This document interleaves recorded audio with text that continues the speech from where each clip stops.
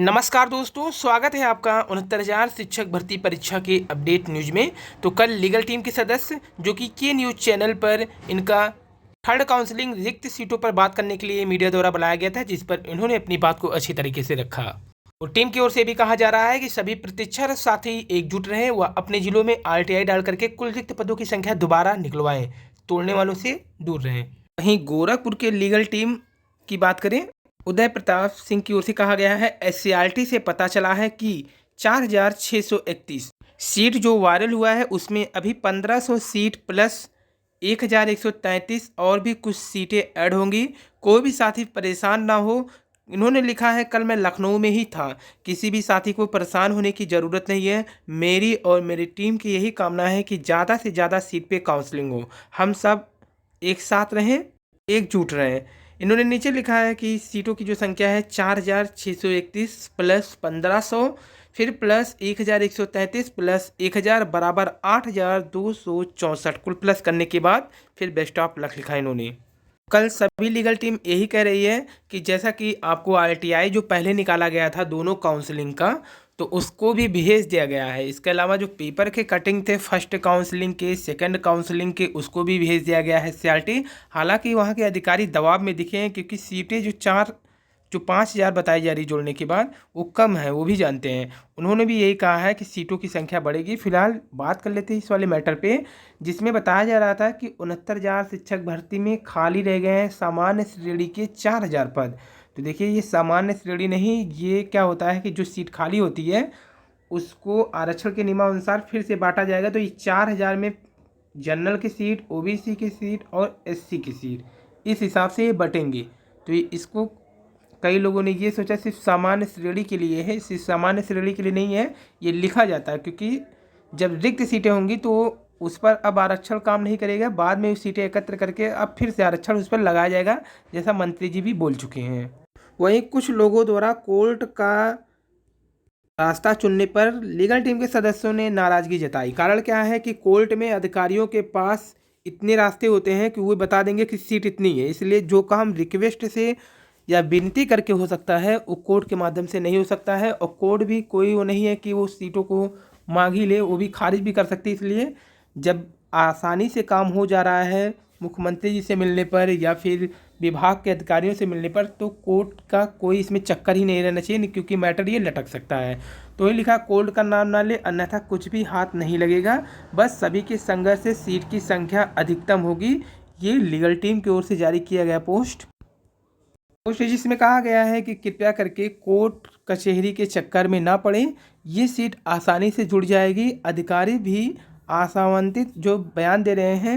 वहीं कुछ अभ्यर्थियों द्वारा माननीय मुख्यमंत्री जी को फिर से आज संगठन के महामंत्री भाजपा के जो उत्तर प्रदेश द्वारा अवगत करा दिया गया है कि सीटों की संख्या अस्पष्ट है, जिससे छात्र परेशान है, कृपया संज्ञान ले। ये आगरा की टीम थी जो मुख्यमंत्री से मिल करके वहाँ पर संगठन के मंत्री को ये कार्य सौंपा है कि उन्हें बताएं कि सीटें कम हैं, अस्पष्ट है, कृपया करके सही सीटों को जारी करवाएं। कल SCRT पर अगर बात करें तो कल SCRT पर आए सभी भाई बहनों को दिल से आभार। लिस्ट तो अब पूरे पदों पर ही आएगी। पंकज वर्मा भैया, जय सिंह, अंशु भाई को दिल से आभार। ये लिखा है लीगल टीम ने कि आप हमारे बुलाने पर आए, अपनी बात को रखा। फिलहाल अगर आप लोग सहयोग करना चाहते हैं तो एक काम कर सकते हैं कि जो यह लिखा हुआ है इस पोस्ट को ज़्यादा से ज़्यादा ट्वीट करते रहें, जिससे सरकार को ये बात आसानी से पता चल जाए कि सीटों की संख्या। यहाँ पर देखिए, प्रयागराज परिषद की मेल ID दी गई है, SCRT की दी गई है। इस पर अभ्यर्थी इस मैसेज को सेंड करके सहयोग कर सकते हैं लीगल टीम का। तो इसमें लिखा है, सेवा में माननीय महानिदेशक महोदय SCRT, आप इस पोस्ट को रिट्वीट करेंगे जिससे ये ट्रेंडिंग में आए और इस मुद्दे को महानिदेशक का ध्यान आकर्षित कराया जा सके। फिलहाल बात कर लेते हैं 7,000 के आसपास केवल जो पेपर के डाटा है, मतलब जब काउंसलिंग चल रही थी जो न्यूज़पेपर डाटा देते थे उसके अनुसार ही अनुपस्थित सीटें हैं। इसके अलावा NOC संशोधन, BTC बैग, चयन, निरस्त की तो सीट की बात ही छोड़ दीजिए। कुल 3,500 से या 4,000 के बीच तो यही सीट बन जाएंगी। तो ये उस न्यूज़ की खबर है जिसमें बताया क्या गया था। दैनिक जागरण के अनुसार देखिए, चयन के बाद भी खाली रह जाएगी हज़ारों सीटें। और फिर नीचे इन्होंने बताया है कि पहले चरण में ही करीब 3,000 से अधिक पदों पर नियुक्ति का है इंतजार। यानी कि जो पहला 31,000 वाले के लिए हुआ था काउंसलिंग, उसमें ही 3,000 से अधिक 3,500 पद थे। और बाकी तो दूसरा काउंसलिंग 36,000 सीटों के लिए हुआ था, उसमें तो उससे भी ज़्यादा पद है। तो किस हिसाब से 5,000 पद ये दे रहे हैं। तो ये पहले काउंसलिंग के दौरान जो खाली सीटों की संख्या दिखी, 31,277 में 28,320 की नियुक्ति हुई थी। वहीं 69,000 शिक्षक भर्ती थर्ड लिस्ट के लिए किसी ने गुणांक जो जारी किया है, तो देखिए किसी फर्जी गुणांक पर भरोसा ना कीजिए, क्योंकि 5,000 सीट पर तो भर्ती आएगी नहीं। जब भी आएगी 8 से 10 के बीच में ही आएगी। तो यहाँ पे क्या लिखा था, जिन्होंने भी जारी किया है कि 69,000 शिक्षक भर्ती थर्ड लिस्ट भर्ती के रिक्त बचे लगभग 4,613 पदों पर पुनः सूची जारी करेगा विभाग। 1,133 अनुसूचित जनजाति के रिक्त पदों को आरक्षण के नियम के तहत अनुसूचित जाति से भरा जाएगा। अर्थात कुल लगभग 5,746 पदों पर जारी होगी सूची।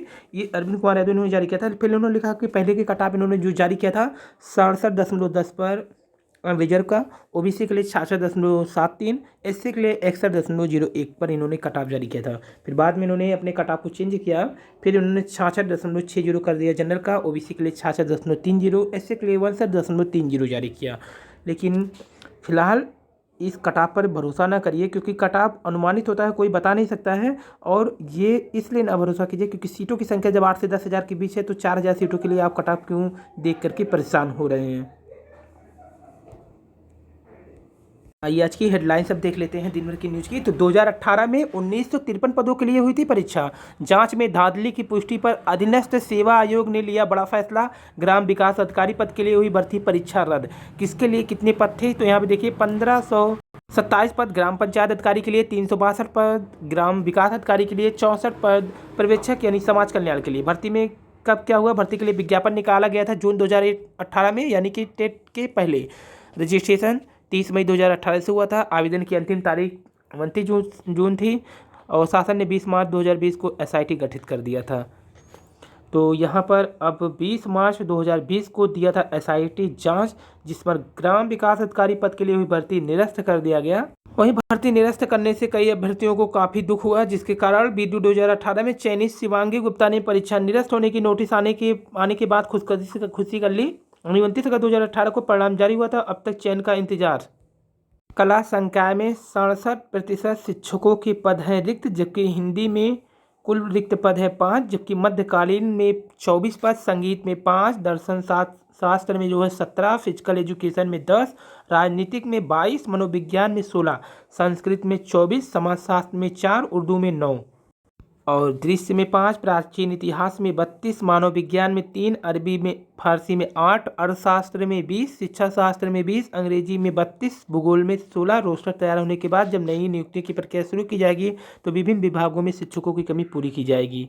तो असिस्टेंट प्रोफेसर के लिए 13 अप्रैल तक कर सकेंगे आवेदन। तो आज की प्रमुख सुर्खियाँ यही है। बीडीओ का परीक्षा जो निरस्त हुआ दिसंबर 2000, जिसमें 247 पदों के लिए परीक्षाएं अब टाली गई हैं। कुल 1,527 पद ग्राम पंचायत, 362 पद ग्राम विकास अधिकारी यानी समाज कल्याण के लिए था, 64 पद समाज कल्याण पर्यवेक्षक के लिए था। तो कुल 3 परीक्षाएं रद्द की गई हैं। परीक्षाओं में बड़े पैमाने पर गड़बड़ी भ्रष्टाचार आए थे। हुआ क्या था कि 1953 पदों के लिए जब लिखित परीक्षा आयोजित की गई थी, तो 14 लाख से अधिक अभ्यर्थियों ने आवेदन किया था। इसमें परीक्षा में साल भर बैठाने और भ्रष्टाचार की शिकायत मिली थी। प्राथमिक जांच के आधार पर आयोग ने 136 अभ्यर्थियों को भर्ती से बाहर कर दिया था, लेकिन मामला जब तूल पकड़ा तब निरस्त किया गया जाँच करा करके। 69,000 शिक्षक भर्ती में दिव्यांगों का 100 दिन से चल रहा है अनशन, हुआ खत्म। परिषदीय विद्यालयों के लिए 69,000 शिक्षक भर्ती में आरक्षण की विसंगति को लेकर के 100 दिन से चल रहा था दिव्यांगों का धरना। महानिदेशक स्कूली शिक्षा के आश्वासन पर स्थगित कर दिया गया था धरना। सचिव बेसिक शिक्षा परिषद कार्यालय पर दिव्यांग अभ्यर्थी दिसंबर महीने से ही धरना दे रहे हैं, कड़ाके की ठंड से ही। उन्होंने बताया कि महानिदेशक स्कूल शिक्षा विजय किरण आनंद ने उन्हें भरोसा दिया कि उनकी मांगों का निस्तारण हाल में होगा, यानी हर हाल में करेंगे। उन्होंने दिव्यांगों से धरना खत्म करने के लिए कहा। महानिदेशक से मुलाकात करने वालों में धनराज कुमार यादव, प्रदीप शुक्ला, कौशल मिश्रा आदि मौजूद थी। 50,000 पदों पर भर्ती के लिए शुरू की गई मुहिम, युवा मांगे रोजगार। तो महाधरना था ये, दिव्यांगों का धरना नहीं कह सकते क्योंकि 100 दिनों से लगातार वे बैठे थे। बीएड बीटीसी पर स्कॉलरशिप पर जो रोक लगी थी हट गया है। पिछड़ा वर्ग कल्याण विभाग ने दी अनुमति, अब रोकेंगे 271 करोड़ 56 लाख रुपये हो सकेंगे इस्तेमाल। 69,000 शिक्षक भर्ती के संबंध में अगर आप कॉपी पेस्ट करके इसे ट्वीट करेंगे लीगल टीम के सहयोग के लिए। तो गड़बड़ी कैसे पकड़ा गया था, ओएमआर सीट का जब मिलान किया गया तो गड़बड़ी सामने आई। वीडियो परीक्षा कराने वाली एजेंसी को ही दी गई थी जिम्मेदारी, इसलिए परीक्षा स्थगित। 3 परीक्षा क्यों निरस्त कराया गया, क्योंकि यही एजेंसी तीनों परीक्षा कराई थी। एसएससी 47% अभ्यर्थियों ने छोड़ दी जेईई 2020 की भर्ती। प्रभावित होने वाले अभ्यर्थियों की संख्या 9 लाख है, क्योंकि 14 लाख फॉर्म भरते दिए थे 9 लाख लोग। 53,000 कार्यकर्ताओं की भर्ती 15 मई तक होगा, विज्ञापन जल्द ही आएगा।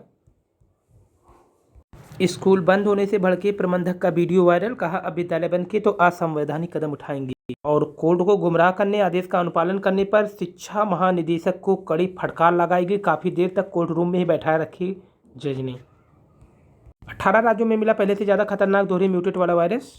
और आयोग ने सॉफ्ट कॉपी निदेशालय भेजा। यूपीएससी अल्टीग्रेड 2542 चयनित अभ्यर्थियों की फाइल भेज दी गई। प्रतियोगी ने कहा संघर्ष सफल रहा। और पत्नी से छेड़छाड़ से परेशान शिक्षक ने पिया जहर, हुआ मौत। बहराइच का सनसनीखेज मामला, पीड़िता भी शिक्षक है।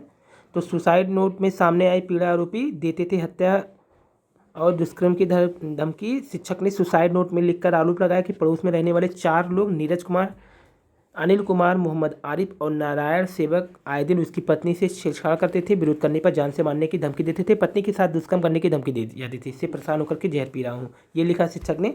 आरोपी 4 शिक्षकों पर केस दर्ज हो गया है। तो बहराइच सोहदों से परेशान शिक्षक ने जहर पीकर दी जान। और आपका 80% डाटा तीसरी पार्टी को बेच रहे फेसबुक, इंस्टा और लिंक्डइन। डाटा उड़ाने में इंस्टाग्राम है सबसे आगे। तो माध्यमिक शिक्षा निदेशक अवमानना के दोषी करार दिए गए हैं। हाईकोर्ट ने निदेशक माध्यमिक शिक्षा विनय पांडे को जानबूझकर अदालत के आदेश की अवहेलना करने और कोर्ट को गुमराह करने की कोशिश में अवमानना का दोषी करार दिया है।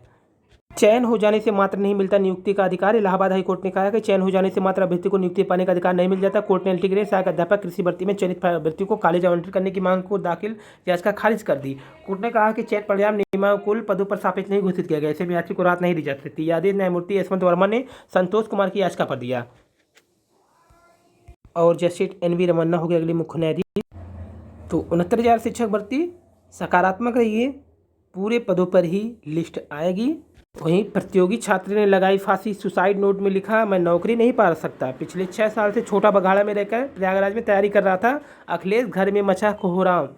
बाहर होली खेले, दोस्तों से कहा रंग न लगाओ, कहीं जा रहा हूँ। 6 महीने में आधा दर्जन से अधिक प्रतियोगी ने दी है जान। तो प्रयागराज नौकरी न मिलने की कुंठा ने एक छात्र की जान ले ली है। करीब 6 साल से प्रतियोगी परीक्षा की तैयारी कर एक छात्र शनिवार को शाम फांसी पर लटक गया। उसने सुसाइड नोट में लिखा मैं नौकरी नहीं पा सकता। सूचना पर पुलिस दरवाजा तोड़कर शव को बाहर निकाला। परिवार वाले भी भदोही से रोते हुए बिलखते पहुंचे। परिवार का रहने वाला अखिलेश मौर्य 28 वर्ष विश्वविद्यालय से पढ़ाई करने के बाद प्रतियोगी परीक्षाओं की तैयारी कर रहा था। तो लगातार प्रतियोगी छात्र रोजगार न मिलने से ये गलत कदम उठा ले रहे हैं, जिससे परिवार को काफ़ी पीड़ा होती है। 5 महीने में 6 प्रतियोगियों ने चुना मौत का रास्ता, जिम्मेदार कौन? ग्राम विकास अधिकारी पद के लिए जैसे ही भर्ती परीक्षा निरस्त हुई, एक अभ्यर्थी उसने भी फांसी लगा ली।